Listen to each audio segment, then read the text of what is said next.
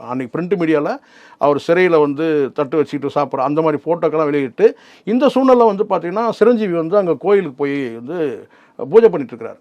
சிரஞ்சீவி எதுக்குன்னு கேளுங்க. நமக்கு போட்டியாக வந்தவர் இப்போ இல்லாமல் சிறையிலேருந்து விடுதலை கிடைக்கூடாது, அப்படி சிறையிலேயே இருக்கணும் அப்படின்னு சொல்லிட்டு சிரஞ்சீவி போய் கோயில் கோயிலாக போயிட்டு வந்து பிரார்த்தனை பண்ணதெல்லாம் தகவல் அந்த டைமில் பிரிண்ட் மீடியாவில் வந்து கேட்டால் சிரஞ்சீவி வந்து கோயிலில் போய் வேண்டிக்கிறார். என்னன்னு கேட்டால் சுமன் வந்து போயிருப்பாரு. இல்லை, ஆனால் அந்த பிரிண்ட் மீடியாவில் வந்து என்னன்னு கேட்டால் சுமன் ஜெயிலே இருக்கணும் அப்படின்னு சொல்லிட்டு. ஆனால் சாதாரண ஆப்ரேஷன் கிடையாது சார்.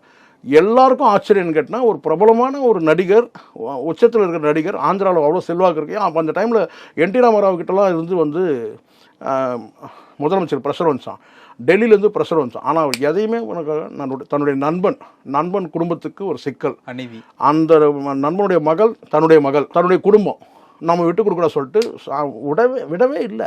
அப்புறம் கதறி கண்ணீர் விட்டு ஒரு வழியாக கட்டினா 1 வருஷம் கழித்து அதுக்கு பிறகு வந்து இங்கே இங்கே எதுவும் நடிக்கவே கூடாது, யாரும் நடிக்கிறதுக்கு வாய்ப்பும் தரக்கூடாது, இங்கே நடிக்கவே வரக்கூடாது, இந்த பக்கமே நீ தமிழ்நாட்டு பக்கமே வரக்கூடாதுன்னு சொல்லி ஒரு உத்தரவு போட்டு தான் அதுக்கப்புறம் ஆந்திரா கிளம்பு. அதுக்கப்புறம் மார்க்கெட் எல்லாம் போயிடுச்சு.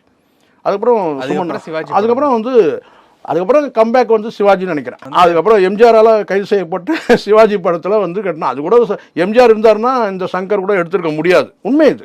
ஏவிஎம் கூட அந்த வாய்ப்பு கொடுத்துருக்க மாட்டாங்க. ஏவிஎம் ப்ரொடக்ஷன் தானே அது. அப்போ எல்லாம் மறந்து போச்சுன்றதுனால வந்து எல்லாம் முடிஞ்சு போயிடுச்சு, காலம் கலந்து போயிடுச்சு. அது செய்த தவறுக்கு வந்து எம்ஜிஆர் ஆட்சியில் வந்து பெண்கள் மேலே கை வச்சா என்ன நடக்குன்றதுக்கு மிகப்பெரிய ஒரு அழியாத வரலாறு இது.